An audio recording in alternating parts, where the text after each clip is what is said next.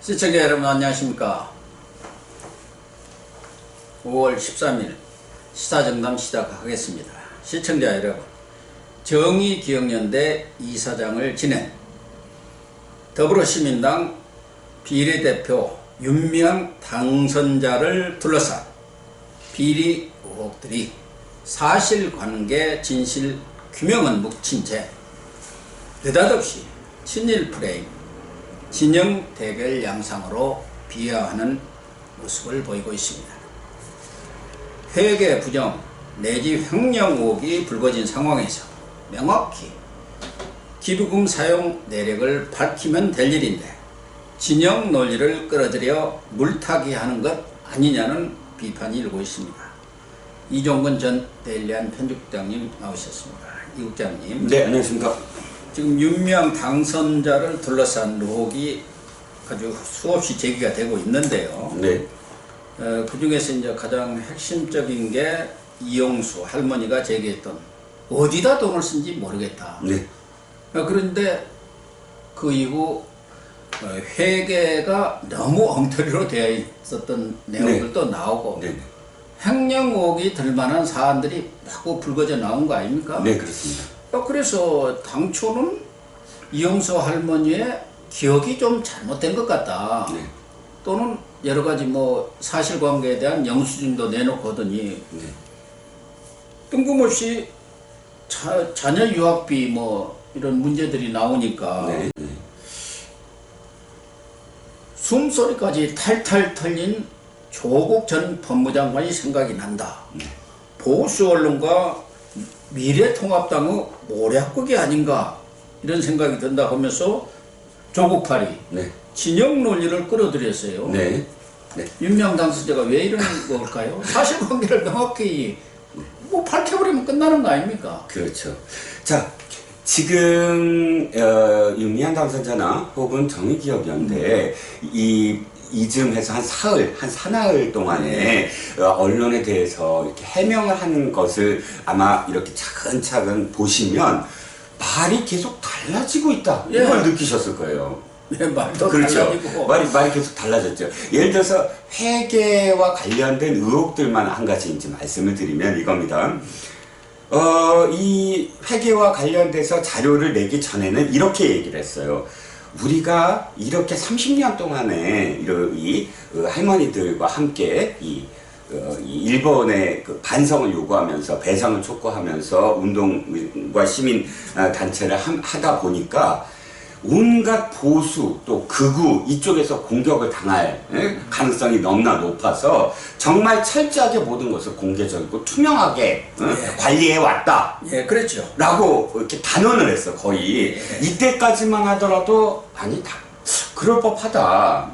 왜냐하면 또 일부 이쪽 우파 단체에서 이 정대협 옛날 그 정대협과 관련돼서 온갖 의혹을 다 제기하지 않았습니까? 위안부 할머니들에 대해서도 그렇고 그런 것들이 계속 공방이 이어지면서 아니 조금이라도 뭐가 이상하면 또 더군다나 이 단체는 국민들이 선거를 하는 거 아닙니까? 그렇죠. 그럼 국민들이 돈을 모아서 이렇게 그 마음을 모은 것이면 그거야말로 투명하게 해야죠. 그러니까 이 단체에서 한 말을 그대로 믿을 수밖에 당연히 그렇게 해왔겠지. 그런데 일단 자료를 공개하기 직전에 언론에서 먼저 홈택스 국세청 홈페이지에 회계 자료를 다 내놓지 않습니까? 그렇죠. 공익법인이잖아요. 더군다나 그렇기 때문에 공시도 해야 되고 자료들을 전부 다 올려야 됩니다. 근데 그것들을 이 신문사 기자들이 이제 하나씩 검증하기 시작한 거예요. 그렇죠. 그러다 보니까 이쪽에서 발표하기도 전에 이제 보도가 되기 시작합니다. 예를 들어서 수익자들한테 이제 쭉 무엇을 어떻게 나는 기부금을 지출했다. 이런데 수익자란에 99명, 999명, 99명, 999명 이런 이상한 정말 이해할 수 없는 그런 숫자가 계속 써져 있는 거예요. 행사비 같은 것도 좀 부풀려진 것도 있고 무슨 장례비 같은 것도 그렇죠. 그 장례 회사 상조 회사는 전혀 돈을 받은 게 없다는데 네. 뭐 1,000만 원 이상을 지금 그렇죠. 여러 진짜, 내용들이 나오니까 그렇죠. 당연히 언론은 의혹 제기를 할 수밖에 없잖아요. 그렇죠. 회계사들이 봤을 때 가장 또 충격적인 게 이겁니다. 2018년도에 20억 가까이 남은 거예요. 예. 그럼 2019년도에 2월 하게 돼 있어요. 당연히 전년도 2월이라는 2019년도에 2월 그 명목에 없는 거예요. 영원이 돼버린 거예요. 네. 그럼 회계상으로는 20억이 남았는데 이쪽이 영원이니까 좀 없어진 거죠. 예. 그러니까 회계상으로는 어디로 갔느냐? 일단 국세청이 나서서 이러니까 또 이제 이렇게 얘기를 합니다. 국세청 전산오류다.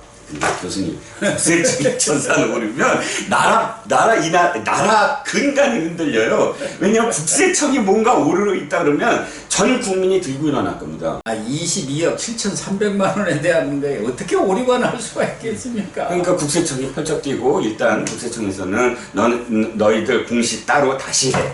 예, 만약 그렇게. 공시를 재공시 안 하면 그 가산세를 부과할 거야. 즉 공익법인에 관련된 감해준 거 있지. 그리고 우린 전산 오류 없어. 다시 생각해. 이렇게 국세청에서는 공식적으로 나왔습니다. 자, 이게 이제 진영 이쪽 그 단체에 대한 문제고요.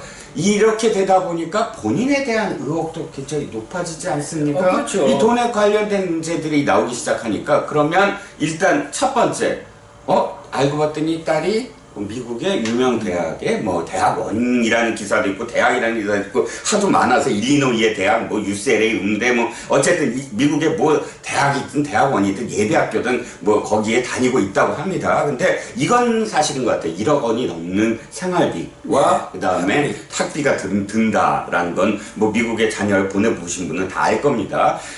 반미 활동을 했다고 해서 미국에 자녀를 보낸 것 갖고 얘기하고 싶지는 않습니다. 그럴 수도 있다고 얘기할 봅니다. 필요가 없어요. 그렇다면 보니까 세금이 이 부부가 몇백만 원도 안 돼요. 그러니까 아무리 따져봐도 5년간 643만 원 냈으니까 그러니까 1년당 120만 원꼴로 들어가 보니까 세금 120만 원이면 소득세 120만 원 낸 거예요. 예, 그렇죠. 소득세 120만 원이면 역산을 해보면 둘이 합쳐서 5천만 원도 안 된다는 얘기죠. 그러니까 그 5천만 원도 안 되는 그런 소득을 갖고 어떻게 자녀를 그렇게 미국에 보낼 수 있니? 라고 얘기했더니 그 4년 전에 장학금을 받는 곳을 보낸 거야. 라고 대답을 했습니다.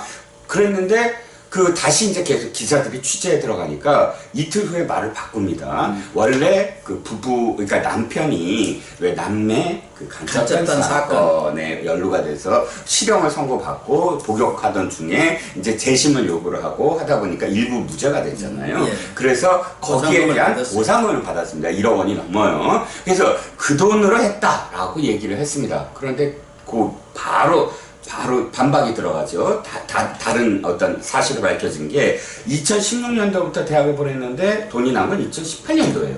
그러니까 2년 후에 나왔어요. 그것도 안 맞는 거죠. 그것도 안 맞죠. 자, 이제 말이 바뀌게 되는 어떤 과정들이 계속 겹쳐지면서 바로 지금 교수님께서 말씀하신 윤미향 당선자 숨소리까지 탁탁 털리는 조국 법무장관의 심정을 이해하겠다라는 발언이 그래서 나오고 또 미통당 그러니까 통합당과 보수의 모략극이다 이렇게 나오는 배경이 바로 말이 막혀서 있다라는 게 첫 번째.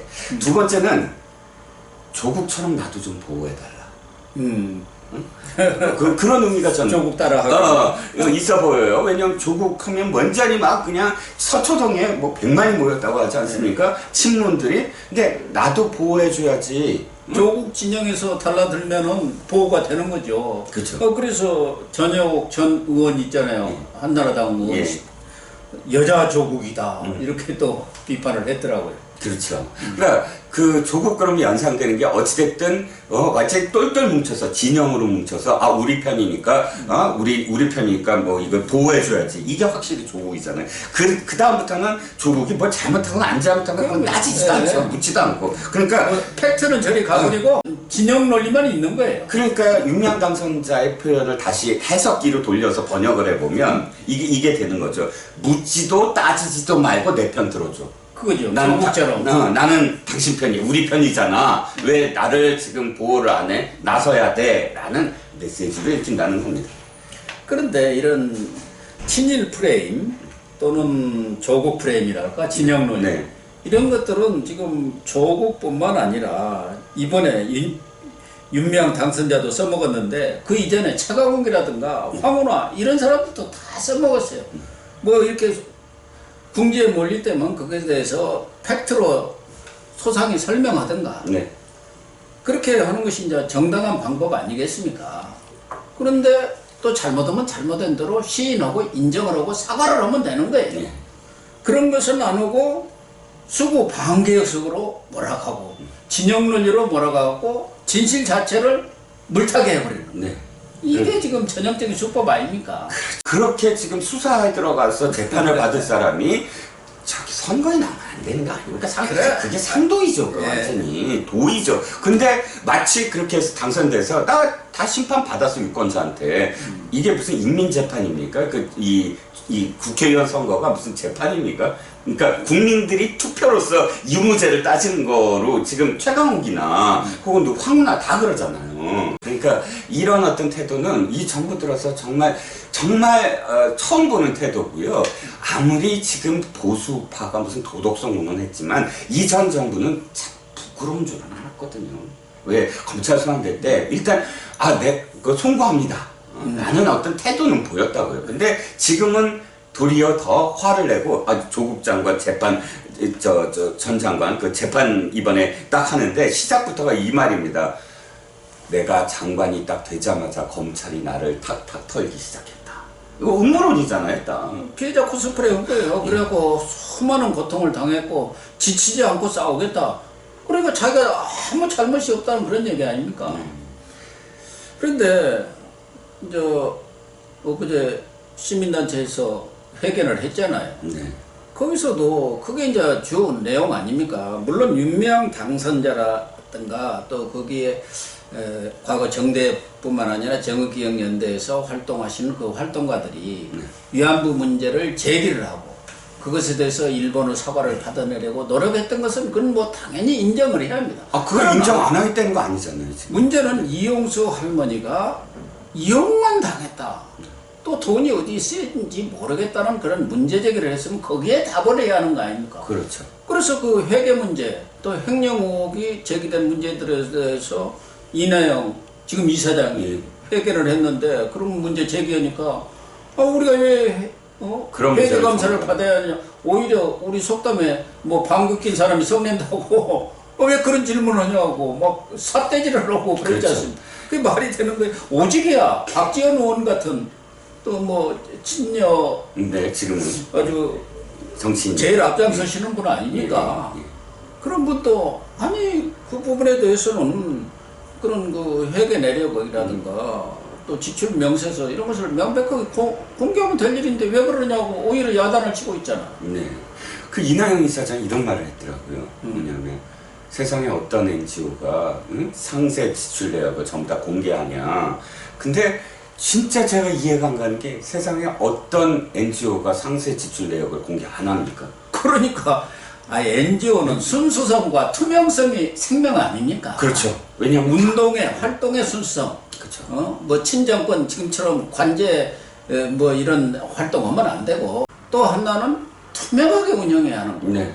그거 아닙니까? 그렇죠. 왜냐하면 이들이 운동 이런 어떤 활동을 하면서 사실 돈을 벌어가면서 하지 못하잖아요. 그럼 순수함이 떨어지죠. 예. 그러니까 그렇게 하지 않다 보니까 이런 어떤 기부라든지 도네이션 뭐 이런 것들로 운영이 되니까 그러면 그건 철저하게 정말 다 공개를 하게 돼 있잖아요. 그래야 국민들이 성금을 내면 국민들이 이게 어디에 쓰인지 알게 되고 또 한 가지는 제가 이해가 안 가는 게 이겁니다. 이번에 알게 됐는데 교수님도 왜 학연, 지연, 혈연에 조그만 단체들 많죠. 동창회도 그렇고 동기회도 그렇고 뭐 또는 이쪽 이 문중에서도 그런 모임들 많지 않습니까? 그런 모임들마다 회계 처리해갖고 감사라는 분이 1년에 한 번씩 발표를 하죠. 이게 이렇게 쓰이고 이렇게 그렇죠. 쓰였다. 왜냐면 다 돈을 낸 사람들이니까. 저는 이해가 안 가는 게요. 이 단체 분명히 어쨌든 목적 정관에도 이 할머니들을 위한 모임이다. 할머니들의 치유를 위한 모임이다. 이렇게 네, 지원과 치유를 위한 모임이다. 이렇게 돼 있습니다. 그러면 할머니들 그리고 또 지난번에 한일협정 관련해서 2015년도에 얼마나 이 단체가 뭐를 주장했냐면 피해자 중심주의. 네, 그렇죠. 라고 주장을 했습니다. 그럼 다시 환치시켜서 이 할머니들이 사실은 이 모임의 주체이자 모든 어떤 그런 그 중심이잖아요. 그러면 이 할머니들한테 왜 설명을 안 쳐?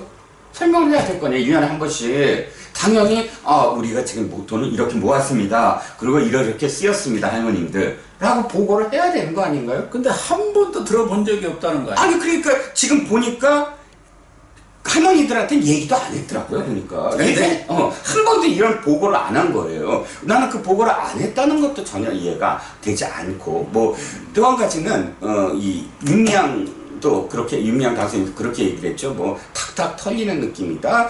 근데 이 단체나 이 당선인이 뭘 생각을 못하냐면, 이거예요. 그냥 시민단체 아니잖아요. 네. 지금 국회의원이잖아요. 공인이잖아요. 공인은 턱딱 털려야죠. 공인 뭐든지 다 드러내야죠. 왜냐면 공적인 영역이니까. 자기가 어떻게 살아왔고, 어떻게, 그런 어떤, 성금을 모았는데 그 성금을 어떻게 했다. 이건 다 드러내야지만 되는 곳인데, 안 그러려면 시민단체 장도하지 말고 국회의원도 나서지 말아야죠. 그러니까 국회의원이 나서게 됨으로써부터 출발한 문제 아닙니까, 이게? 그러니까 어쨌든 이 표현도 잘못됐다. 당연히 탁탁 털릴 것을 각오하고 국회의원에 나가야 된다. 그건 너무나 당연한 거죠. 그래서 다 재산 공개도 하고 그러는 거 아닙니까? 그렇습니다. 국회의원이라는 게 탁탁 털으라고. 예. 범죄 사실 여부 이런 거 다 신고하고 공개하게 되어 있어요. 그리고 공개를 한다는 건 뭐냐면 검증해라라는 뜻이에요. 네. 안 그렇습니까? 공개를 왜 합니까? 그냥 공개한 거 다 믿어줘. 이게 아니잖아요. 그러니까 좌파 쪽에 과거에 있었던 그 공경의 변호사 이런 사람도 아니 이게 무슨 정파적 이해득실로고 관계가 있느냐, 왜 정파적 이해득실을 가지고 이것을 막으려 하느냐, 정말 천박한 행태다 이렇게 비판을 했어요. 아니, 사실관계를 밝히는 게 제일 중요한 거 아니냐 이거. 그럼 허영구 전 민노총 부위원장 이거야말로 정치 먹튀 아니냐. 지금까지 해왔던 일, 어떤 시민단체 활동이나 이런 걸 해가지고 정치적으로 가고, 그거 전에 있었던 것은 딱 나 몰라 해버리는 행태라고 이렇게 비난을 하고 있는 거 아닌가. 그런데 지금 민주당 내에서 당 지도부라든가 공식적인 입장들은 거의 자제를 하고 있는 것 같은데, 김두관 의원이라든가 이번에 당선된 이수진 의원 이런 분들이 여권 핵심부의 생각을 제대로 이해하고 있는지는 모르지만 좀 심한 얘기들을 했더라고요. 친일 반인권 반평화 세력의 최후 공세고 보수 망나니의 갈춤이다. 김두관. 예, 이수진 당선자는 친일 세력이 부끄러운 역사를 감추기 위한 것이. 아니 그러면은 이 문제를 제기한 게 언론도 아니고 정치권도 아니지 않습니까? 이용수 할머니가 거기서 28년을 활동해오면서 그렇게 기자회견까지 할 때는 그만한 곡절이 있었을 거예요. 말하자면 여러 가지 서름도 있었고 그런 것들이 쌓였으니까 오직이야 그런 얘기를 했겠습니까? 네. 그 할머니가 그러면 친일 세력인가? 그렇죠. 저는 전혀 논리에 안 맞는 얘기들을 하고 있어요. 이번에 이 대응을 하면서 나왔던 말들 중에 저는 두 가지는 정말 이 사람들이 반성을 해야 된다고 생각을 하는 게, 첫 번째가 처음 시작하자마자 우희종 더불어시민당 대표로 돼 있는 사람이죠. 이 사람 맨날 이 설화에 오르는 사람인데, 이번에 이 사람이 제일 먼저 그 말을 했더라고요. 할머니의 기억이 왜곡된 것 같다. 그러니까 기억이 계속 윤미향 당선자도 기억이 달라졌다. 옛날에 자기가 이야기하고 그런 것에 대해서 기억이 달라졌다 이런 얘기를 했어요. 자, 그런데 이게 가장 있을 수 없는 말이 뭐냐면 이겁니다.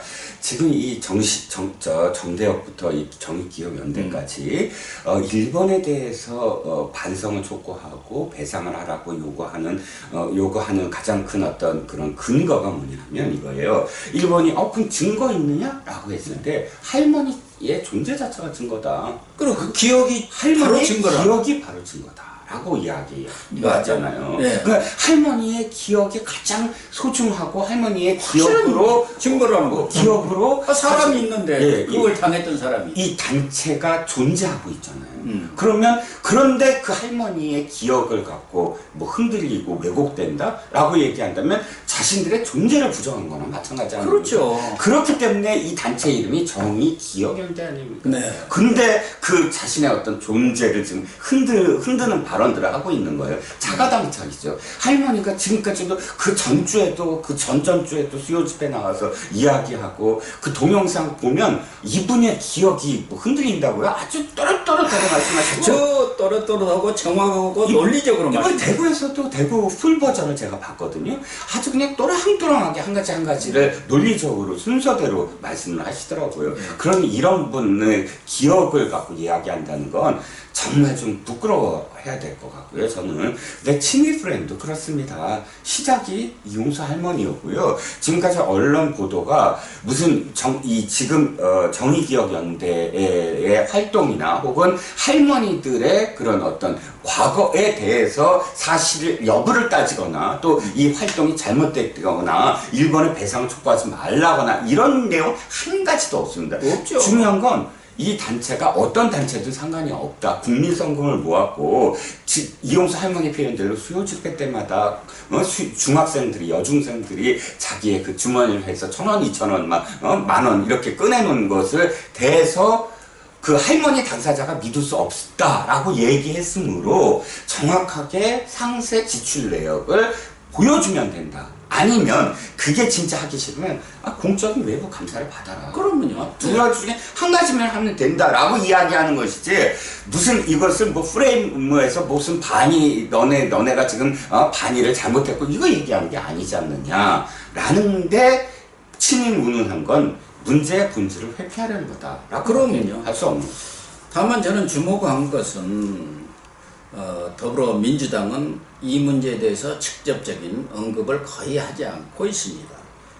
딱 하나 한 것은 이해찬 대표가 지난번 최고위원회인가요? 거기에서 언론에 나온 내용만 가지고 얘기하지 말고 사실관계를 규명을 해서 대응을 하라. 그러니까 팩트를 가지고 당신들도 당에서 따져가지고 대응하라 이런 얘기를 했어요.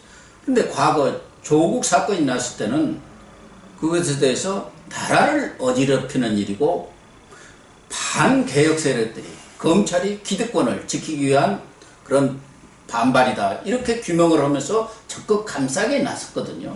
그러니까 민주당이라든가 여권 핵심부에서도 이 문제 제기에 대해서 뭔가 여러 가지 의혹이 규명돼야 할 부분이 있다는 인식이 하나 있는 것 같고 윤미향 당선자와 조국과는 좀 다른 차원에서 대응을 하고 있는 거 아닌가. 그래서 이 문제가 계속 확산되고 또 윤미향 당선자의 여러 가지 의혹들이 사실로 규명될 경우 민주당에서는 결국에 따라서는 꼬리 자르기를 할 가능성도 크지 않나 그런 생각이 들어요. 네. 그게 저는 이제 두 가지 측면이 좀 있다고 생각합니다. 첫 번째 측면은 교수님 말씀에 조금 많이 저도 동의를 하는 부분. 즉, 조국 때는 이 공수처가 급했거든요. 그러니까 조국을 이용한 거나 마찬가지다라는 생각도 듭니다. 뭐냐면 조국 일가를 고맙다, 잘 털어줬다. 그래서 공격을 하면서 패스트트랙의 정당성, 이래서 공수처를 해야 된다라고 해갖고 이 패스트트랙을 성공적으로, 즉 이 공수처법을 통과시키는데 일조로 하는 그런 전선이 형성이 될 수가 있었거든요. 두 번째는 이 정권의 도덕성이 바로, 그러니까 조국의 도덕성 흠결은 정권의 도덕성이다. 그렇게 된 거죠. 예. 이 두 가지가 맞물리면서 조국을 놓칠 수 없는 속수호를 해야 된다라는 의지가 보인 것이고, 거기에 비해서 이번 거는 일단 이 발화 지점이, 불을 붙인 지점이 언론이라든지 보수 정당이나 보수 정파가 아니라 이용수 할머니 피해자 본인이기 때문에 자칫 잘못하다가는 이 할머니들의 증언이 어떻게 앞으로 나올지 모르고 또 할머니들의 증언이 계속 이어지잖아요. 어떤 할머니가 왜 또 문희상 의장한테 편지를 네, 보냈다. 이 부분이 이런 부분들이 이 앞으로 이렇게 그 럭비공처럼 어디로 튈지 모르는 그런 불등이 어디로 튈지 모르는 부분에서 일단 숨을 죽이고 있다 이렇게 생각이 듭니다만 그럼에도 불구하고 한 가지 지점에서는 아마 적극적으로 나올 수도 있다라는 게 그 한일 협정을 들었느냐 안 들었느냐 어떻게 들었느냐 얼마나 들었느냐의 논쟁이 또 한편으로 지금 가고 있잖아요. 그 갈래에 있어서는 만약에 이게 잘못될 경우는 자신들의 어떤 문제, 예를 들어서 한일 협정을 완전히 파기시키는 것이 이 정권의 하나의 어떤 공약이었어요. 네. 여러 공약 중에 하나였고 한일 외교가 여기까지 된 가장 큰 그 시발점이죠. 예, 그게. 시발점. 근데 그러니까 이 정당의 이 정권의 하나의 어떤 또 이 뭐랄까 존재 근거 중에 하나가 이 한일 관계거든요. 예. 그래서 일단은 숨을 죽이고 있는데 만약에 이것이 한일 협정과 관련해서 이 다른 방향으로 간다? 그러면 저는 나서기 시작할 거예요. 그러겠죠. 그래서 결론적으로 그 최봉태 변호사라고 위안부 문제에 대해서 적극적으로 변호를 하신 분이더라고요. 네. 그분이 이영수 할머니를 만나보고 자주 통화를 하는 모양이에요. 이영수 할머니가 지난 12일에도 5.18 묘역을 참배를 한 것 같아요. 네.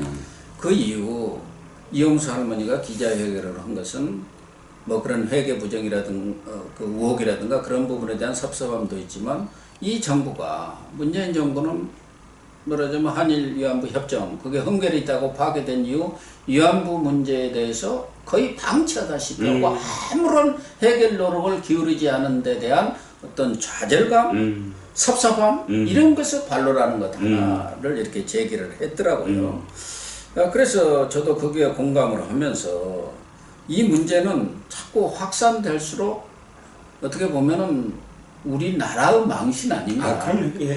그런 차원에서 지금 오늘 또 수요 집회를 정의기억연대는 한다는데 집회도 중요하지만 사실관계를 명확히 밝혀서 의혹을 빨리 해소해야 하고 정부도 물론 이 위안부 문제 해결에도 나서야겠지만 관련 여성가족부라든가 국세청 또 행정안전부 이런 데서도 빨리 이 부분에 대해서 국민들이 납득할 만한 그런 조사 결과를 내놔서 이 문제에 대한 매듭을 조기에 짓는 것이 국민의 상처도 줄이고 국가의 망신도 하지 않는 일이 아닌가 그런 생각이 들어요. 아유 교수님 말씀 뭐 너무 공감하고요.